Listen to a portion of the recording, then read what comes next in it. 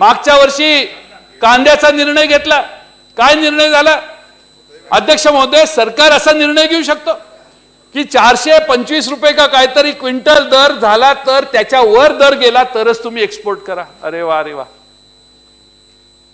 कांद्याचा दर त्याच्यावर गेला तरच एक्सपोर्ट करा, अशी कशी पॉलिसी? एक्सपोर्ट कशासाठी पाहिजे आपल्याला? दर वाढण्यासाठी. दर वाढलेला दर 400, 450, 450 रुपये दर गेल्यावर तुम्ही एक्सपोर्ट करा, तोपर्यंत एक्सपोर्ट करू नका. पॉलिसीचा, या पॉलिसीत अर्थ काय आहे हे मला एकदा समजावून सांगा अध्यक्ष महोदय. अध्यक्ष महोदय, मंत्री महोदयांनी सांगा का असा निर्णय झाला? महाराष्ट्रात कांदा उत्पादक जिल्हे जे आहेत त्या सगळ्या जिल्ह्यात जावा. आज शेतकरी अस्वस्थ आहे, शेतकरी नाराज झालेला आहे. शेतकरी म्हणतो आमच्या कांद्याचे दर ह्या सरकार आल्यामुळे पडले आणि म्हणून शेतकऱ्यांना मनात त्रास व्हायला लागले की आपण मागच्या वेळी हा निर्णय का घेतला आपल्याला मत देण्याचा. आणि म्हणून माझी आपल्याला विनंती आहे की या महाराष्ट्रातल्या शेतीच्या संदर्भातले फार मोठ्या प्रमाणात काही संकट आपण शेतकऱ्यांच्या समोर उभी केली. ऊसाचा संदर्भ आता हळूहळू नोव्हेंबर महिना सुरू होईल त्यावेळी काय संकट निर्माण केलेलं आहे आपण, आणि मागच्या नोव्हेंबर महिन्यात निर्णय घेतला असता तर या देशातल्या शेतकऱ्यांच्या समोरचे संकट किती सहजगत्या आपण टाळलं असतं हे आपल्या सगळ्यांना माहिती आहे. अतिरिक्त या देशात साखर निर्माण झालेली आहे, जगात अतिरिक्त साखरेचं संकट आहे. आपण साखरेच्या निर्यातीला अनुदान देण्याचा निर्णय नोव्हेंबर मध्ये घेतला असता तर असा आजचा प्रसंगच आला नसता. आज साखर 18 रुपये 60 पैसे, 18.5 रुपये, 18 रुपयावर खाली आलेली आहे. आपण गृहीत धरलेला आहे FRP प्रमाणे 3100 रुपये दर असेल, 3100 रुपये दर असेल तर आपण साखर FRP तुमची किती, तुमच्या कारखान्याची 9.5% प्रमाणे ह्या गणिताने महाराष्ट्रात आणि देशात सगळ्या साखर कारखान्यांना परवाच्या सीझनची FRP किती द्यायची आहे माहिती आहे. आता गृहीत धरण्यात आलेलं आहे की पुढच्या वर्षी सीझन चालू होईल त्यावेळी 3400 रुपये FRP ला बेस धरायचा. 3400 रुपये साखरेचा बाजारात दर असेल त्यावेळी 9.5% जर तुमच्या देशमुख साहेब कारखान्याची तुमची या वर्षीची मागच्या परवाची FRP जर समजा 2200 रुपये असेल तर उद्या ती 2500 रुपये येणार आहे. संकट वाढणार आहे. आपल्या देशातल्या शेतकऱ्यांना UP उत्तर प्रदेशमध्ये जावा, तामिळनाडूमध्ये जावा, कर्नाटकमध्ये जावा, महाराष्ट्रात जावा, थोडंसं गुजरातमध्ये जावा, मध्य प्रदेशमध्ये थोडे बहुत कारखाने आहेत. ह्या सगळ्या कारखान्यांना पुढचा सीझन कसा चालू करायचा ही समस्या आहे. मागची FRP द्यायची हा तर वेगळाच प्रश्न आहे, पण पुढचा सीझन कसा चालू करायचा ही फार मोठी समस्या निर्माण झालेली आहे. आणि कारखाने चालू होणार नाहीत अशी परिस्थिती या सरकारने निर्माण केलेली. आम्ही आग्रह केला, सांगितलं काहीतरी घोषणा करा म्हणून. याच सभागृहात पहिल्या बाकावरून पहिल्या नंबरच्या जागेवर बसून राज्याच्या माननीय मुख्यमंत्री महोदयांनी सांगितलं की 2000 कोटी रुपयाचं कर्ज काढून आम्ही कारखान्यांना देतो, FRP देण्यासाठी आम्ही मदत देणार आहे. आम्हाला शरम वाटते, लाज वाटते या ठिकाणी पुन्हा या प्रश्नाचा उल्लेख करण्यासाठी. राज्याचा प्रमुख या ठिकाणी घोषणा करतो 2000 कोटी नाही 1 कोटी रुपयाचा कर्ज काढण्याची व्यवस्था देखील तुमच्या सरकारनं केलेली नाही. महाराष्ट्रातल्या ऊस उत्पादक शेतकऱ्यांच्या घरात जाऊन बघा काय परिस्थिती आणि काय भावना तुमच्या सरकारविषयी आता पसरलेल्या आहेत. 2000 कोटी रुपयाचं कर्ज काढायचं, त्याचं व्याज या सरकारने भोगायचं, सोसायचं आणि सगळ्या कारखान्यांना FRPचं अंतर कमी करण्यासाठी ते पैसे द्यायचे. आम्ही अधिवेशन संपलं, मागे गेलो, सांगितलं की माननीय मुख्यमंत्र्यांनी, आम्ही स्वागत केलं, त्यांचं अभिनंदन केलं, चांगला निर्णय घेतलाय म्हणून कौतुक केलं. महाराष्ट्रातल्या कोल्हापूर, सांगली जिल्ह्यात जाऊन आम्ही सांगितलं आपल्या मुख्यमंत्र्यांनी हा निर्णय घेतलाय. काही हो, पण त्यांनी निर्णय घेतला. आता विरोधी त्या संदर्भात आपण काही बोलू नये, पैशाची वाट बघू.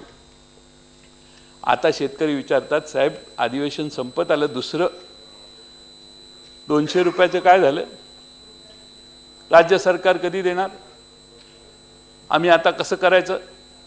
पुढच्या वर्षी कारखान्याचे चालू करणारे सहकारी असतील, खाजगी असतील, तो प्रश्न गौण आहे, पण सहकारी साखर कारखान्यांना देखील पुढच्या वर्षी कारखाने चालू करण्याची ताकद राहिली नाही. का नाही राहिली तर हे सगळे कारखाने हे 2400, 2200, 2100 FRPच्या जवळ जाण्याचा प्रामाणिकपणाने प्रयत्न करत होते. कारण आम्हाला सगळ्यांना माहित होतं की FRP पर्यंत पोहोचण्याचा प्रयत्न करण्याची गरज आहे. सरकार आपल्याला मदत करण्याची ताकदीने प्रयत्न करते. सरकारने मदत केली नाही, FRPच्या साठी पैसे देऊन बसले आणि दुसऱ्या बाजूने शॉर्ट मार्जिनमध्ये साखरेचे दर खाली घसरल्यामुळे शॉर्ट मार्जिनमध्ये सगळे कारखाने गेले. 4-5 कारखाने असतील, कदाचित उत्तराच्या भाषणात सांगतील यांना कसं परवडतं त्यांना कसं परवडतं. हा एकमेकावर कोटी करण्याचा प्रश्न नाहीये, पण 5-7 कारखाने कदाचित त्यांची FRP फार कमी असेल, रिकव्हरी कमी असेल म्हणून जमलं असेल. परंतु या महाराष्ट्रातले जवळपास 80% कारखाने पुढच्या वर्षी चालू होणार नाही तशी परिस्थिती निर्माण झाली. काल परवा केंद्र सरकारच्या माननीय पवार साहेब सगळ्या देशातल्या साखर कारखाने आणि शेतकरी यांच्या एका ग्रुपला भेटले, त्यातनं काही मार्ग काढायचा ठरला. त्यांनी सन्माननीय नरेंद्र मोदी साहेबांना विनंती केली. त्यांच्याकडून त्यांचे प्रतिनिधी म्हणून प्रिन्सिपल सेक्रेटरी आले. माननीय पवार साहेबांनी आम्हाला सगळ्यांना विश्वासात घेऊन काही उपाययोजना सांगता येतात का म्हणून सांगितलं. जवळपास दिवसभर पवार साहेबांनी बसून त्या उपाययोजना कशा करता येतील ह्याच्या सूचना दिल्यात. आता केंद्र सरकार ज्यावेळी निर्णय घेईल त्यावेळी. पण मुद्दा, क्रक्स ऑफ द मॅटर हे आहे की या राज्याच्या प्रमुखाने घोषणा केलेली होती 2000 कोटी रुपये अनुदान किंवा कर्ज या स्वरूपात देण्याची, पण ती सभागृहात केलेली घोषणा देखील या मुख्यमंत्र्यांनी आणि या सरकारने पाळलेली नाही. हे महाराष्ट्राच्या शेतकऱ्यांच्या दृष्टिकोन तुमचा कसा आहे हे दाखवण्यासाठी एकच उदाहरण पूर्णपणाने काफी आहे. आणि म्हणून काही केलं तरी उद्याचा शेतकरी काय करणार, ऊस उत्पादक, ही एक मोठी समस्या आपल्या महाराष्ट्रात निर्माण झालेली आहे. याबद्दल अध्यक्ष महोदय आपल्याला विसरता येणार नाही. आणि म्हणून मला असं वाटतं, आम्ही आग्रह केला होता, या बाजूनं सगळ्यांनी आग्रह केलेला कर्ज माफ करा. ठीक आहे, तुम्हाला करायचं नाही, आम्ही सुचवायचं काम केलं. पण आपण शिवसैनिक म्हणून ज्यावेळी सत्तेत नव्हता त्यावेळी महाराष्ट्राच्या राज्यपालांना जाऊन भेटला. नाही, उद्धवजींनी सांगितलं, सगळे गेले, आपलं तुम्ही बोल. या सगळ्यांनी जाऊन राज्यपालांना विनंती केली की सत्तेत नसताना त्यावेळी की 50,000 हेक्टर 50,000 रुपये प्रति हेक्टरी शेतकऱ्याला मदत करावी. अर्जुनराव केली की नाही मदत, गुलाबरावजी झाली की नाही मदत, प्रयत्न केले तुम्ही, तुमची भावना चांगली आहे. तुम्ही काय म्हणताय, हे म्हणतायत कर्जमुक्ती करण्याची गरज नाही, तुमची म्हणणं कर्जमुक्ती करावी, कर्ज माफी नाही, मुक्ती. माफी करा, मुक्ती करा, पण काहीतरी करा यार, काहीतरी करा. पण कर्ज माफ झाल्याशिवाय कर्जमुक्ती होणार नाही. कर्जमुक्ती करण्याचं आम्ही दाखवलं तर तुमची 5 वर्षे कधी संपतील तुम्हालाही कळायचं नाही. कारण जो एंटरप्राइजिंग असतो तो कर्ज काढतोच, पण निसर्गाने त्याच्यावर अन्याय केला तर त्याला कोणाकडे बघायचं. आजपर्यंत तो मायबाप सरकारकडे बघतो, म्हणून सरकारला मायबाप म्हणतात. त्या मायबाप सरकारमध्ये शिवसेना सहभागी झाली, आणखीन मायबाप घट्ट झालं असं वाटलं. पण तुम्ही सांगितलेल्या सूचना, तुम्ही सांगितलेल्या सुधारणा, या बाजूच्या शिवसेनेने सांगितलेल्या सुधारणा या बाजूला मान्य नाहीत किंवा तुम्हाला त्याचं श्रेय मिळू नये ह्याची पूर्ण काळजी या बाजूला घेतली जाते, याचा आपल्याला अंदाज आला असेल असं मला वाटतं. तुम्ही स्वाभिमानी आहात, तुम्ही स्पष्ट सभागृहात अर्जुनराव बोलता, गुलाबराव अनेक वेळा तुम्ही अतिशय उत्तम भाषण करता.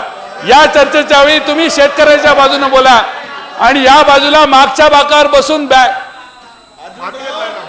मात्रेताई तुम्ही या बाजूला होता, बाकीच्या कुणी काही बोलत चालेल, पण अध्यक्ष महोदय मी एवढंच सांगतो, बोला. म्हणून मी यासाठी सांगतो अध्यक्ष महोदय की फार मोठ्या प्रमाणामध्ये महाराष्ट्रातल्या शेतकऱ्याला आज या ठिकाणी दिलासा कसा मिळेल याचा शोध आहे. आणि म्हणून हा प्रस्ताव या ठिकाणी मांडत असताना अनेक संकट जी आहेत त्या संकटाला या उत्तराच्या भाषणात काही दिशा देण्याचं, उत्तर देण्याचं काम या सरकारने करण्याची आवश्यकता आहे. शेवटचा एक मुद्दा जाता आता सांगतो, कसं सरकार चाललेलं आहे आपल्याला सहज कळावं म्हणून. मला काय कुणावर आरोप करायचे नाहीत, पण माहिती असली पाहिजे सभागृहात. शिवतारे आपल्याला माहिती असणं जास्त अभिप्रेत आहे. जलसंधारणाची, जलयुक्त शिवाराची घोषणा झाली, 1000-2000 काहीतरी कोटी देण्यात आलेले आहेत. माननीय मुख्यमंत्र्यांनी सांगितलं कॉन्ट्रॅक्टर नाहीत, आम्ही डिपार्टमेंटच्या वाईज काम करतोय. 250 कोटी रुपये आम्ही लोकसहभागामुळे उभे राहिलेले, त्याचं कौतुक त्यांनी केलं. माझ्याकडचे कागद आपल्याला देतो. आपल्या या महाराष्ट्रातल्या जलसंधारणाच्या एका कामामध्ये अध्यक्ष महोदय एक टेंडर निघालं आणि ते टेंडर निघालेलं असताना अध्यक्ष महोदय त्या टेंडरमध्ये जवळपास अध्यक्ष महोदय परभणी जिल्ह्यातलं मला वाटतं हे टेंडर असावं, औरंगाबाद रिजनचं आहे अध्यक्ष महोदय. त्या ठिकाणी 3 गावांसाठी 7 योजनांची कामं धरण्यात आली. टेंडर आलं, ई टेंडरिंग होतं. एकाने 15% सांगितले, 15% 50% मायनस एस्टिमेटेड कॉस्टच्या -15.50% बिलो. दुसऱ्या कंपनीने 13% 87 पूर्णांक सांगितले, असे चौघांनी भरले. खालनं रिकमेंडेशन आलं की पहिल्या नंबरने जे सगळ्यात लोएस्ट आहे त्याने त्याच्यावर डिजिटल सिग्नेचर आणि बाकीचे जे अधिकृतपणाने शिक्के वगैरे मारायचे ते मारले नसल्यामुळे ते टेंडर नियमाप्रमाणे टेंडरच्या अटी शर्तीप्रमाणे बाद करण्यात आलं आणि सेकंड लोएस्ट जो आहे त्याला काम प्रस्तावित करण्यात आलं. फाईलवर आलं.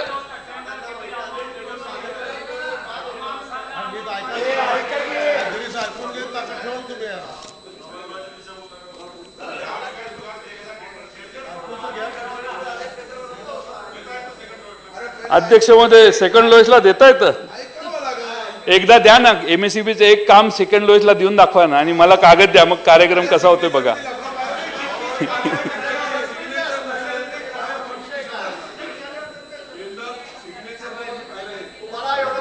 जलसिंचनाचे दोघेही मंत्री असं सांगतायत की टेंडर मधल्या कंडिशन्स असल्या तरी नसल्या तरी चालतं. मला बोलू दे ना, मला बोलायचंच आहे अध्यक्ष महोदय. मला एवढंच या ठिकाणी सांगायचंय, वेळ जास्त झाला नको. सगळ्या लोएस्ट अध्यक्ष महोदय, सगळ्यात लोएस्ट जे टेंडर होतं ते रिजेक्ट झालं. का रिजेक्ट झालं? त्याच्या अटी शर्ती मान्य चुकीच्या पद्धतीने त्यांनी टेंडर भरलं, त्यांचं ऑथरायझेशन नाही, त्यांचं डिजिटल सिग्नेचर नाही वगैरे वगैरे. शिफारस झाल्यावर वरून या ठिकाणी त्या खात्याच्या मंत्र्यांनी लिहिलं की राज्य सरकारचे पैसे वाचावेत म्हणून जो लोएस्ट आहे त्यालाच हे काम देण्यात यावं.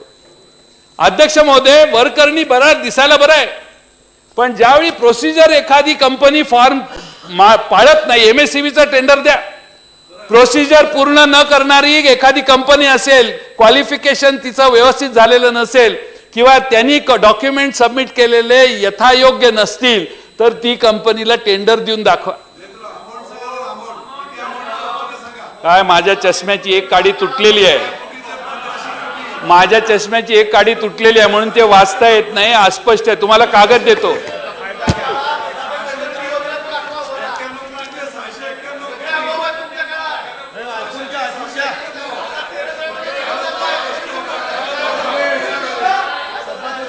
अध्यक्ष महोदय, संरक्षण द्या मला, माझे 2-3 मिनिटातच राहिलेलं आहे. तुम्ही विषयावर बोला. तुम्ही त्यांना सांगा ना थांबायला. हो, विषयावर बोला. अध्यक्ष महोदय, त्यांच्या चष्म्यातून बघा. अध्यक्ष महोदय बोलू द्या, असं करू नका. तुमची अजून सुरुवात आहे. शिवतारे साहेब बसल्या बसल्या एवढं बोलू नका. अजून 4 वर्ष मंत्री म्हणून काढायचे तिथं, बऱ्याच वेळेला उत्तरं द्यायची आहेत. एवढं सोपं नसतं इकडे बसायचं आणि बोलायचं. अध्यक्ष महोदय, मी यांच्यासाठी वेळ घालवत नाही माझ्या भाषणाचा. मला एवढाच मुद्दा सांगायचा आहे की मंत्र्यांनी इंटरफिअर करून टेंडर मध्ये दखल देऊन टेंडर बदल करण्याचं कागदपत्र माझ्या हातात आहे, ते मी तुम्हाला सबमिट करतो. अध्यक्ष महोदय, काल परवा या राज्याचे मुख्यमंत्री सांगतात की आम्ही टेंडर आणि कंत्राट वगैरे नाही, आम्ही डिपार्टमेंटली कामं करतोय. पण दुसऱ्या बाजूने जे टेंडर दिले जातात त्याच्यात मंत्री इंटरफिअर करायला लागले. हे चित्र महाराष्ट्राच्या जलयुक्त शिवाराची दिशा कोणत्या बाजूने जाणार आहे हे दाखवणार आहे. मला आपल्याला विनंती आहे, चुकीचं जरा माझं संपू दे. संपल्यावर हरकत घ्या, आता वेळ फार झाली आहे. आणि अध्यक्ष महोदय, म्हणून मला या ठिकाणी आपणाला एवढीच विनंती करायची आहे की या राज्य सरकारला शेतकऱ्यांच्या संदर्भात अपयश आलेलं आहे. पाण्याच्या योजना बंद पडलेल्या आहेत.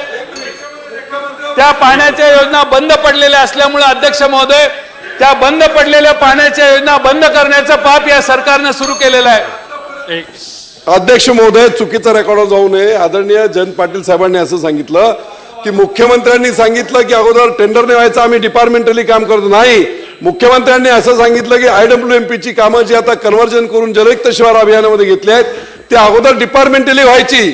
6,500 कोटीच्या कामामधून 1,810 कोटीची कामं झाली, ती संपूर्ण डिपार्टमेंटली झाली. त्याचं ई टेंडर नव्हतं आणि आमच्या काळामध्ये 3 लाखाच्या वरची जी कामं आहेत ती संपूर्ण ई टेंडरिंग होतात असं त्यांनी म्हटलं होतं. आपण विरोधी बोलताय, चुकीचं बोलताय.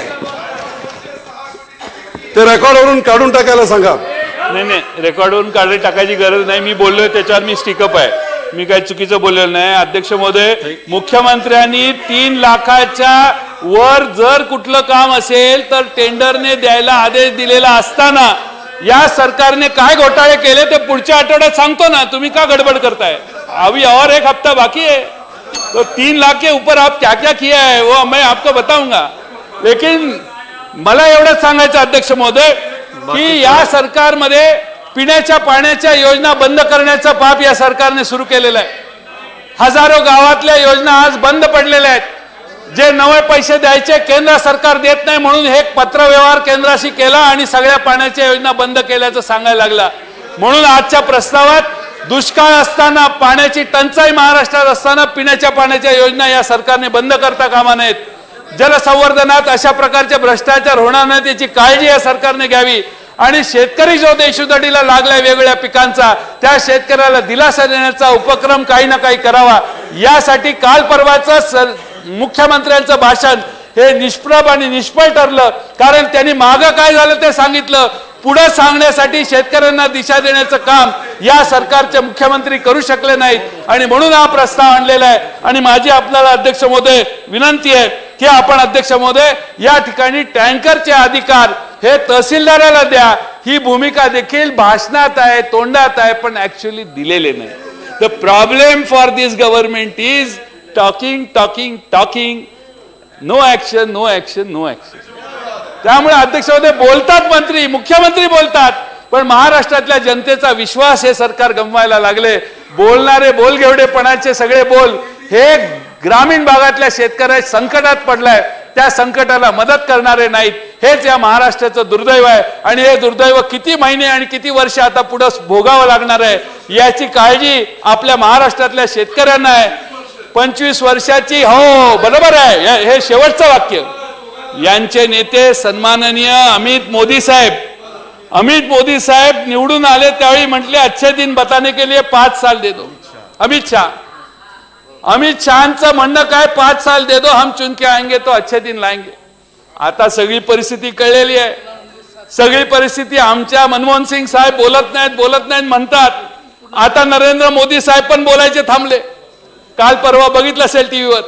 आता अमित शहानी सांगितलं कि अच्छे दिन लाने के लिए 25 साल चाहिए. तो इस महाराष्ट्र की जनता ये निर्णय ले चुकी है.